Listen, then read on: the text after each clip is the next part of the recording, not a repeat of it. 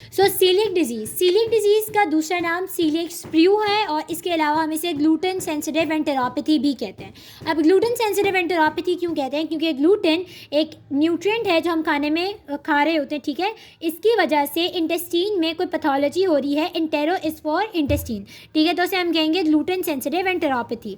अब ये डिजीज़ कैसी है? इट इज़ इम्यून मीडिएटेड, मतलब इसका जो पैथोजेनेसिस है वो किसके साथ रेलिवेंट है? टू योर इम्यून सिस्टम, ठीक है। तो it is immune mediated enteropathy किसकी वजह से ट्रिगर हो रही है?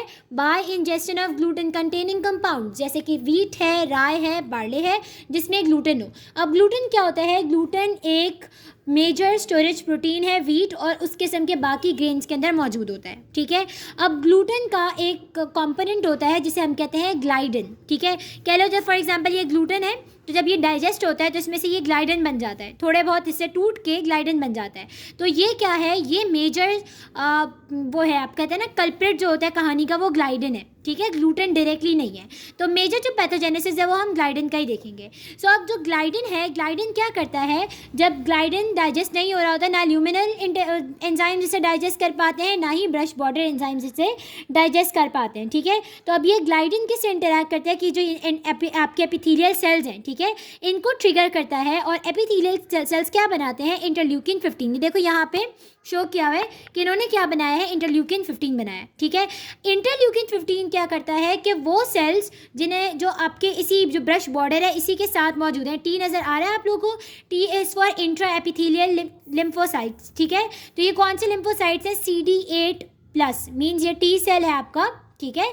तो इंट्रा एपिथेलियल लिम्फोसाइट को ट्रिगर करता है इंटरल्यूकिन 15, ठीक। तो अब ये जो टी सेल्स हैं ये क्या एक्सप्रेस कर लेते हैं अपने ऊपर? NKG2D, ठीक है, ये रिसेप्टर एक्सप्रेस करते हैं उसके अपने ऊपर। ये एक मार्कर होता है, नेचुरल किलर सेल मार्कर कहलाता है, ठीक है, ये एक्सप्रेस करते हैं।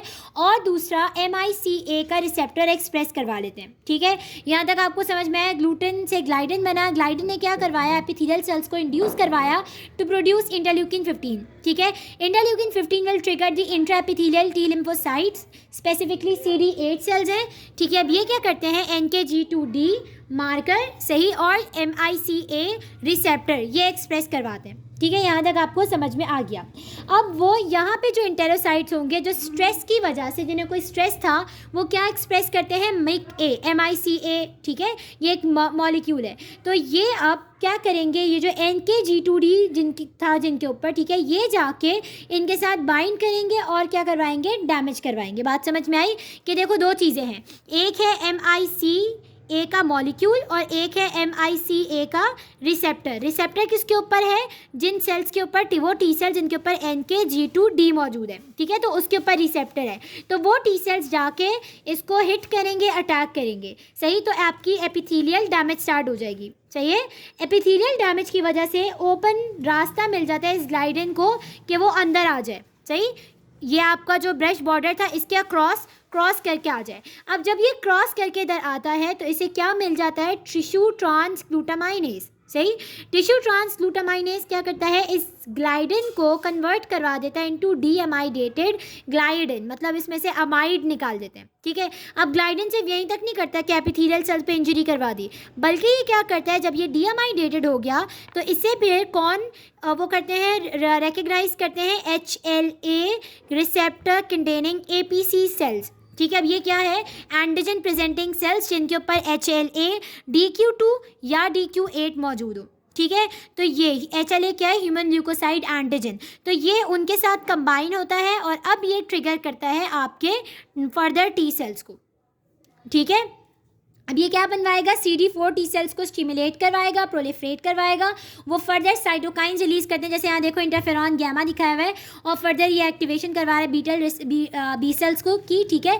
साइटोकाइन रिलीज करने से क्या होता है? फर्दर डैमेज होती है। So this was the pathogenesis of coeliac disease. थोड़ी सी कॉम्प्लेक्स थी लेकिन अच्छी पैथोजेनेसिस है। फिर से रिवाइज करवा दूँ अगर, तो ये ग्लूटेन है, ग्लाइडन में कन्वर्ट हुआ, ग्लाइडन ने एपिथेलियल सेल्स को क्या करवाया? ट्रिगर करवाया, उन्होंने इंटरल्यूकिन 15 बनाया, 15 जाके टी सेल को एक्टिवेट करवाता है, वो NKG2D और MICA रिसेप्टर वो शो करना शुरू हो जाते हैं, ठीक है। फिर ये फर्दर क्या करता है? ये जाके जो टी सेल्स होते हैं ये जाके वो सेल्स जिनके ऊपर MICA मौजूद है ऑलरेडी, का मॉलिक्यूल, ठीक है, सरफेस मॉलिक्यूल है, ये उनके साथ जाके इंटरैक्ट करते हैं, उनको क्या कर देंगे, उनकी डैमेज करवाएंगे, ठीक है। तो ये एक तरीके से डैमेज हो गई। दूसरा, जब ग्लाइडिन उस डैमेज एरिया से अंदर आता है तो वहाँ पे से टिश्यू ट्रांसग्लूटामाइनेज मिलता है, वो उसे कन्वर्ट करवाता है डियामाइडेटेड ग्लाइडिन में, और वो फिर क्या करवाता है, एंटीजन प्रेजेंटिंग सेल्स के साथ को रिकग्नाइज करवा के, इसके साथ रिकग्नाइज होकर टी सेल्स को फर्दर एक्टिवेट करवाता है। यहाँ CD4 है, पहले CD8 थे, ठीक है। अब हमने देखा है कि जेनेटिकली प्रीडिस्पोज इंडिविजुअल्स के अंदर ही ये कंडीशन मिलती है, क्योंकि हम सभी वीट खाते हैं लेकिन सबको सीलिएक डिजीज़ नहीं होती, ठीक है। तो वो लोग जिनके अंदर HLA-DQ2 या DQ8 हो, ठीक है, एक्सप्रेस होता, उनमें ज़्यादा चांसेस हैं कि सीलिएक डिजीज़ होगा। लेकिन फिर भी अगर बहुत सारे केसेस आपको ऐसे भी मिल सकते हैं जिनके अंदर ये कंडीशन नहीं होती, ठीक है। तो अदर जेनेटिक फैक्टर्स भी इसके लिए रिस्पॉन्सिबल हैं। और ऐसे ही आपके पास सीलिएक डिजीज़ जो है फर्दर आपकी जो इम्यून डिजीज़ेज होती हैं, जैसे टाइप 1 डायबिटीज़, थायरॉइडाइटिस, जॉर्ग्रेन सिंड्रोम, सही है, IgA नेफ्रोपैथी, उन सब के साथ भी एसोसिएटेड हो सकती है। अब इसकी जो मॉर्फोलॉजी है वो क्या कहती है कि बायोप्सी हम किसकी करवाएंगे, बायोप्सी हम करवाएंगे ड्यूडेनम के सेकेंड पोर्शन की और प्रॉक्सिमल जेजुनम की, क्योंकि यही वो साइड होती है जहाँ पे ज़्यादातर ये प्रीडिस्पोज होगा, ठीक है, या मतलब डाइटरी ग्लूटेन जो है वो यहाँ पे ज़्यादा हो सकता है। सही। अब हिस्टोपैथोलॉजी में हमें क्या मिलेगा, हिस्टोपैथोलॉजी के लिए ये पिक्चर बहुत अच्छी है, सही है। इसमें आपको क्या मिल रहा है, इंक्रीज इंट्राएपिथेलियल ल्यूकोसाइट,